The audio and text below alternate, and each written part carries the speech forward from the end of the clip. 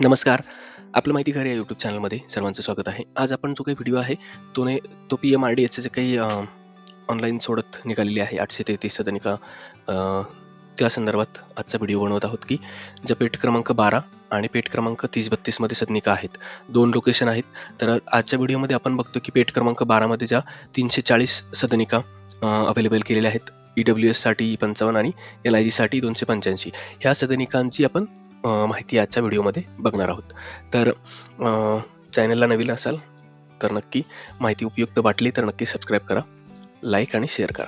तर ह्याची जी काय आहे लास्ट डेट आपण बघितली तर 27/1/2026 आहे. ह्याच्या रजिस्ट्रेशनची प्रोसेस चालू झालेली आहे. आपल्याला जर रजिस्ट्रेशन करायचं असेल तर ह्याची प्रोसेस सेम म्हाडासाठी आहे. इंटरफेससुद्धा म्हाडाच्या जे काही लॉटरीसाठी जर तुम्ही ॲप्लिकेशन केलं असेल तेव्हा जी प्रोफाईल बनवली असेल सेम त्याप्रमाणेच आहे. जर तुम्हाला त्यातही काही अडचणी असेल तर कमेंटमध्ये मेन्शन करा, आपण त्यावर एक व्हिडिओ बनवूया. आणि जे काय आहे उत्पन्न गटासाठीच्या अट जर बघायची म्हटलं तर EWS आणि LIG, तर ती जी काय आहे अत्यल्प उत्पन्न गट म्हणजे EWS साठी पेठ क्रमांक 12 साठी वेगळा क्रायटेरिया आहे आणि पेठ क्रमांक 30-32 साठी वेगळा क्रायटेरिया या ठिकाणी दिलेला आहे. आणि या ठिकाणी जी काय आहे कमाल उत्पन्न मर्यादा दिलेली आहे, म्हणजे जास्तीत जास्त उत्पन्न किती असायला पाहिजे. कमीत कमीचं काही क्रायटेरिया नाही आहे. तर तुमचं उत्पन्न कमीत कमी किती असलं तरी चालणार आहे. फक्त जास्तीत जास्त जर 3 लाखापर्यंत असेल तुमचं उत्पन्न तर तुम्ही EWS चं जे काय आहे त्या गटात मोडणार आहेत. आणि त्याला जर तुम्ही बघितलं तर EWS ला 3 लाखाचं लिमिट आहे आणि LIG साठी 9 लाखापर्यंतचं जे काय आहे लिमिट या ठिकाणी दिलेलं आहे. आणि जे काही 30-32 सेक्टर आहे किंवा पेठ आहे त्यामध्ये 6 लाखाचं जे काय आहे मर्यादा आहे तो EWS मध्ये आहे. जर तुम्ही 6 लाखापर्यंत असाल तुमचं उत्पन्न तर तुम्ही ह्या गटामध्ये मोडणार आहात. आणि ह्याच्यावरती जर असेल 6 च्या पुढे म्हणजे 9 लाखापर्यंत तर तुम्ही LIG उत्पन्न गटामध्ये मोडणार आहात. म्हणजे काय होईल की तुम्ही जर ह्या क्रायटेरिया 3 लाखाच्या पुढे असेल तर तुम्ही ह्या स्कीम मधल्या LIG साठीच ॲप्लिकेबल होणार आहात. जर तुमचं उत्पन्न 3 लाखाच्या आत असेल, 3 लाख ते 3 लाखाच्या आत तर तुम्ही EWS. आणि याचा फायदा काय, जर तुम्ही 3 लाखाच्या आत असाल तर तुम्हाला जे काय आहे या ठिकाणी जर आपण टिप बघितली तर किमान मर्यादा त्यांनी काही निश्चित नाही केली तरी अत्यल्प उत्पन्न गटातील व्यक्ती अत्यल्प व अल्प उत्पन्न गटासाठी अर्ज करू शकतो. म्हणजे EWS वाला जो काही आहे तो ह्या ग्रुपमध्ये सुद्धा अप्लाय करू शकतो आणि ह्या ग्रुपमध्ये सुद्धा अप्लाय करू शकतो. ओके, ह्या ज्या LIG आहे ते LIG फक्त ह्याच जो काही आहे स्कीमसाठी अप्लाय करू शकतो. ओके, तर हे बेसिक डिटेल होतं की बाकी रजिस्ट्रेशन किंवा जे काही डॉक्युमेंट संदर्भात थोडीशी क्विक माहिती आपण बघूया. जी काही लॉटरी काढलेली आहे एक भोसरी आणि वाल्लेकरवाडी येथील आहे. पेठ क्रमांक 30-32 हा वाल्लेकरवाडी आणि 12 नंबर जो काही भोसरीच्या एरियातला आहे.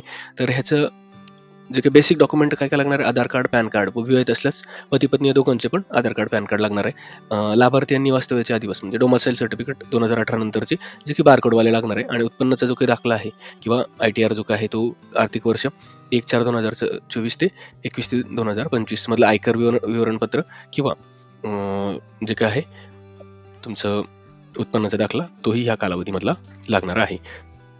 आरक्षण गटामधून जर करणार असाल तर त्याचं जे काय आहे जात वैधता प्रमाणपत्र किंवा जातीचा दाखला आवश्यक आहे. आणि त्यांच्या किमती जर बघितल्या अंदाजे तर 17,31,000 आहे EWS ची आणि 38,68,455 आहे LIG चे जे काय आहे. त्या संदर्भात आपण ह्या पेठ क्रमांक 12 मध्ये ज्या काही सदनिका आहे त्यांच्या संदर्भात क्विक माहिती बघूया. ओके, तर ही जी काय आहे प्लॅनिंग क्लस्टर सेक्टर 12 मधलं EWS साठीचं ह्या ठिकाणी जर बघितलं तर 55 जागा आहेत. 29.55 जो काय आहे एरिया आहे, जो जर आपण बघितला तर 318 स्क्वेअर मीटर जो काय आहे एरिया तो कार्पेट एरिया आहे. त्याच्यानंतर प्राइस जर बघितली तर 17 लाख आहे. अनामत रक्कम 5,000 रुपये आहे. जर बघितलं तर ह्या जे काही रिझर्वेशन कॅटेगरी आहे यांच्यासाठी त्या ठिकाणी जागा आहेत. ओके, याचं डिटेल आपण जे काही महारेरावरचं सुद्धा बघणार आहोत कारण रेरा नंबर आपल्याला या ठिकाणी अवेलेबल आहेत. त्यानंतर दुसरं जे काय आहे प्लॅनिंग क्लस्टर 12 सेक्टर नंबर 12 मधलं स्कीम ही LIG साठीची आहे. याच्यामध्ये सुद्धा general public, SC, ST, PH, NT, DT ह्या कॅटेगरीसाठी रिझर्वेशन आहे. रिझर्वेशनच्या डिटेल त्यांनी कुठं दिलेल्या नाही आहेत, म्हणजे ॲडव्हर्टाइजमेंटमध्ये पण नाही आहे, तर त्या आपल्याला या ठिकाणी माहीत नाही आहे. आणि जर बघितलं तर ह्याचा जो काही कार्पेट एरिया आहे तो 59.27 आहे. जर तो आपण बघितला तर जवळपास 638 जवळपास 638 जो काय आहे स्क्वेअर फूट जो काय आहे कार्पेट एरिया आहे, मोठा कार्पेट एरिया आहे.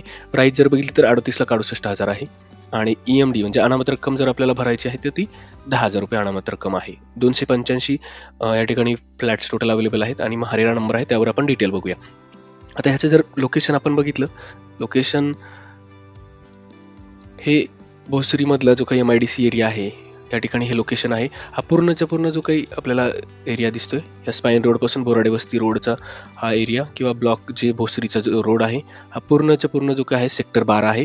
ह्यामध्ये त्या स्कीम डेव्हलप होत आहे. ऑलरेडी बऱ्याचशा जे काही बिल्डिंग आहे ऑलरेडी रेडी आहेत. त्या ठिकाणी तुम्ही जर बघितलं तर काही ऑनगोईंग कन्स्ट्रक्शन चालू आहे. हे फेज 1 चा एरिया आहे जो की कंप्लीट झालेला आहे. सध्या फेज 2 चा एरिया चालू झालेला आहे. बाजूलाच बघितलं तर टाटा मोटरचं जे काय आहे इंडस्ट्रियल एरिया खूप मोठा तो या बाजूला आहे. ओके, ह्या बाजूला चिंचवडचा एरिया आहे. चिंचवड जर बघितलं तर कनेक्टिव्हिटी जवळ आहे. ह्या बाजूला जर बघितलं तर हा भोसरीचा एरिया आहे. भोसरी किंवा स्पाईन रोड जर बघितलं तर तो कनेक्ट नाशिकचा जो काही हायवे आहे, पुणे नाशिक हायवे, त्याला कनेक्ट करतोय. ह्या बाजूला पुढे जर बघितलं तर मोशीचा एरिया आहे. ओके, तर हे लोकेशन आहे सेक्टर 12 मधलं. तर त्यानंतर आपण बघूया की याचं महारेरावरच्या डिटेल्स काय आहेत. ओके, तर महारेरावर जर बघितलं तर हा प्रोजेक्ट आपण जर जो काही रेरा नंबर आहे त्याने जर सर्च केलं तर अफोर्डेबल हाऊसिंग स्कीम म्हणून जो काय आहे EWCLIG along with convenient shopping centre हा जो काही या नावाने रजिस्टर आहे. याचे जर डिटेल्स आपण बघायला गेलो, ओके, हा 28/2/2023 कम्प्लिशन आहे. म्हणजे आता जर ते फ्लॅट ऑलरेडी रेडी असतील, ओके, ह्याचंच कम्प्लिशन 2023लाच झालेलं आहे, म्हणजे रेडी फ्लॅट आहेत. त्याच्यानंतर जर पुढच्या डिटेल्स आपण बघितल्या तर हा भोसरीच्या एरियामध्येच दाखवलेला आहे. त्यानंतर ह्याच्यावर कुठलंही लिटिगेशन नाहीये. खूप साऱ्या या ठिकाणीचे काही बिल्डिंग विंग्स बनवलेले आहेत, काही शॉप्स आहेत. विंग जर बघितलं आपण फॉर एक्झाम्पल तर ह्यामध्ये शॉप्स पण काय आहेत आणि 1 BHK आहेत, जे की आपण बघितलं 29.5चे. आणि जर 2 BHK जर बघितले तर ते सुद्धा आहे, जे 59.27 वाले जे काही आहेत ते सगळे 2 BHK आहेत. जवळ एका बिल्डिंगमध्ये 87 जे काय आहेत 2 BHKची एक बिल्डिंग जर बघितलं तर 87 आहे. आणि 88 मधला जो काही आहे एक जो आहे रिफ्युजी एरिया म्हणून ठेवण्यात आलेला आहे. तो आपण डिटेल लेआउटमध्ये बघूया. तर ह्याचं जे काही डॉक्युमेंट आहे ते आपण बघूया की ह्यामध्ये प्लॅन कसा दिलेला आहे आणि स्ट्रक्चर कसं आहे. ओके,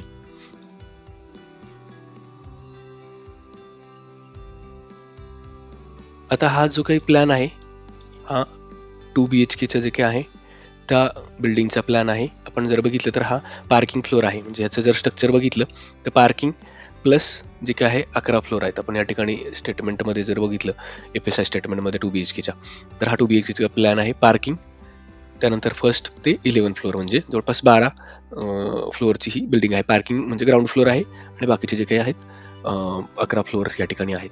तर ह्यामध्ये बिल्डिंगचं स्ट्रक्चर असं आहे. पार्किंगच्या जे काय आहे फ्लोअरवर काही शॉप्स आहेत.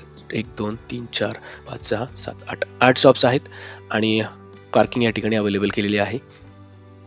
त्यानंतर जर आपण फ्लॅटचा प्लॅन जर बघितला तर हा एंट्रन्स डोअर आहे.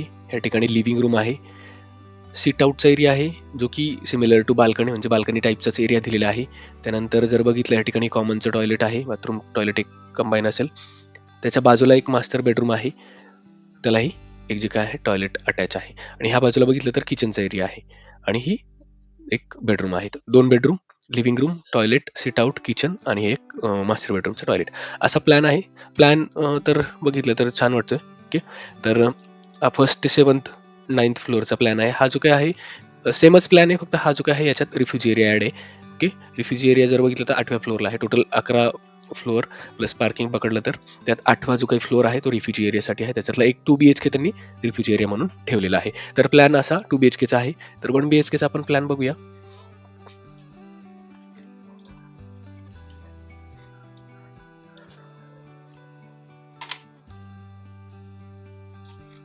FSI स्टेटमेंट जर बघितलं 1 BHKचं तर पार्किंग प्लस 11 सेमच आहे. या ठिकाणी पार्किंग आणि 11 फ्लोअर आहेत. ओके, त्याच्यातही खाली शॉप्स आहे पार्किंग फ्लोअरला आणि काही पार्किंग अवेलेबल केलेलं आहे. मार्किंग दिसते. जो काही फर्स्ट टू 7 आणि 9 to 11 म्हणजे 8वा फ्लोअर सोडून जो काही प्लॅन आहे तो जर आपण बघितला एंट्रन्स आहे, लिव्हिंग रूम खूप मोठा दिसतोय. त्याच्यात बाल्कनी क्लिअरली मेन्शन आहे, बाल्कनी आहे, किचन आहे, अटॅच लिव्हिंग रूम किचन, आणि ह्या ठिकाणी बाथरूम आहे, या ठिकाणी वॉशरूम आहे सेपरेट, आणि हे बेडरूम आहे. ओके, तर एक जी काय लिव्हिंग रूमला बाल्कनी अवेलेबल केलेली आहे, आणि बाथरूम टॉयलेट बघितलं तर सेपरेट अवेलेबल केलेला आहे. सेमच जो काय आहे 8व्या फ्लोअरचा सुद्धा प्लॅन आहे, फक्त याच्यात एक जो काय आहे रिफ्युजी एरिया ठेवलेला आहे एक फ्लॅटचा 8व्या फ्लोअरला. तर हाही प्लॅन चांगला आहे. याचा कार्पेट एरिया 318 किंवा 19च्या आसपास आहे. तर ह्या होत्या त्याच्या लेआउटच्या डिटेल्स. बाकी जर आपण कंपॅरिझन करायला गेलं तर प्राईस जी काही PMRDने ठेवलेली आहे, तर 1 BHKची रेंज जवळपास 27 ते 37 लाख जी काही आहे मोशीच्या एरियातली आहे. आपण जर बघितलं भोसरीच्या एरियातला थोडासा रेट जास्त आहे. 1 BHK बघितलं तर 28 लाख ते 42 लाख, म्हणजे आपल्याला जी काही PMRDने अवेलेबल करून दिलेली प्राईस जी काय आहे ती 17 लाख आहे, म्हणजे जवळपास 10 लाखाच्या आसपासचा तो एक फरक आहे. एरिया वाईज कमी जास्त असू शकेल, पण एक 4-5 लाख रुपये तरी आपण अंदाजे पकडून चाललो तरी चालेल, की जो काही आहे आपल्याला कमी रेटमध्ये अवेलेबल करून दिलेला आहे. जर 2 BHK आपण बघितले, 2 BHK 45 लाख ते 69 लाखाच्या आसपास आहे 2 BHKची प्राईस भोसरीमध्ये. जर त्याचा स्क्वेअर फूटचा एरिया बघितला तर 6400 जो काही पर स्क्वेअर फूट एरिया आहे, आणि आपल्याला जो काही 2 BHK अवेलेबल करून दिलेला आहे तो जवळपास 40 लाख रुपयापर्यंत अवेलेबल केलेला आहे.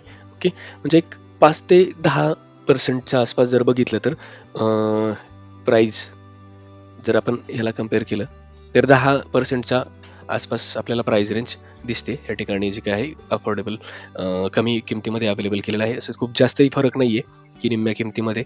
जर बघितलं तर एरिया वाईज किंवा बाकीच्या गोष्टींमध्ये थोडाफार फरक असू शकतो, बट अफोर्डेबल प्राईस आहे. म्हणजे 5-10 लाख रुपये जरी वाचले तरी खूप मोठी गोष्ट आहे. ओके, तर बाकी अजून थोड्याशा डिटेल्स होत्या की ह्यामध्ये जर बघितलं तर जो काही बिल्डिंग बनवलेली आहे सेक्टर 12 मधली, त्यामध्ये त्यांनी जे काही गोष्टी आहेत किंवा बिल्डिंगबद्दल काही माहिती आहे ती आपण शॉर्टमध्ये बघूया. की शाळा, हॉस्पिटल, भाजी मंडई, शॉपिंग कॉम्प्लेक्स गृह प्रकल्पाच्या जवळच उपलब्ध आहे, आणि ह्या ठिकाणी प्राथमिक शाळेची सुद्धा सुविधा उपलब्ध केलेली आहे त्यांनी. जर बघितलं हे सेक्टर 12 मधलं आपण बघतोय, 12 व 15 मीटर रुंद प्रशस्त अंतर्गत डांबरी रोड आहेत. म्हणजे जे काही रोड आहेत अंतर्गत ते सगळे 12 ते 15 चे आहेत, आणि पूर्ण डांबरी रोड आहेत. ओके, त्यानंतर जर बघितलं बुकलेटमध्ये तर मलनिःसरण वाहिन्या, जलनिःसारण वाहिन्या आणि मलशुद्धीकरण केंद्र सुद्धा आहेत. 2 मोठी खेळाची मैदाने आहेत, क्लब हाऊस आहे, बगीचे आहेत, पर्यावरणपूरक परिसर विकास आहे, आणि संरक्षण भिंत, गेट, पददिवे ह्या गोष्टी आहेत. आणि सदनिकेमध्ये जो काही फ्लॅट आहे त्याच्यामध्ये जर बघितलं तर काय सुविधा आहेत सदनिकेत. विट्रीफाईड टाईल्स अँड स्कर्टिंग आहे, MS बॉक्स प्रकारच्या खिडक्या आहेत. बाथरूममध्ये अँटी स्किड टाईल्स आहे, बाथरूममध्ये 7 फुटापर्यंत टाईल्स लावलेले आहेत, आणि टॉयलेटमध्ये 3 फुटापर्यंत.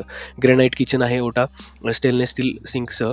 ओके, सदनिकेतील आतील बाजूस ऑइल बाउंड पेंट व बाहेरील बाजूस ॲपेक्स पेंट आहे. त्यानंतर सदनिकेत सोलर वॉटर हीटरद्वारे गरम पाण्याची सोय केलेली आहे. इमारतीत कॉमन लाईटिंगकरिता सोलर पॅनलद्वारे विद्युत पुरवठा आहे. प्रत्येक इमारतीत 2 स्ट्रेचर लिफ्ट व 2 जिने आहेत. 2 लिफ्ट आहेत, 2 जिने आहेत. गॅस पाईपलाईन जी काही प्रस्तावित आहे, अजून तरी आलेली नाही आहे बट प्रस्तावित आहे. प्रत्येक इमारतीस फायर फायटिंग सिस्टीम आहे. सदनिकेतील सोयीसुविधा पूर्वसूचना न देता बदलण्याचा हक्क PMRD कडे आहे. म्हणजे जे काही सोयीसुविधा असतील ते बदल करू शकत नाही. ह्या सगळ्या गोष्टी त्यांनी लाईक अमॅनिटीज त्यांनी अवेलेबल केलेल्या आहेत. तर ही होती सेक्टर 12 मध्ये जे काही EWS आणि LIG साठीच्या ज्या काही स्कीम अवेलेबल केलेल्या आहेत त्यांची माहिती. तर व्हिडिओ आवडला असेल किंवा महत्त्वपूर्ण असेल तर चॅनलला नक्की सबस्क्राईब करा, लाईक करा आणि शेअर करा. थँक्यू.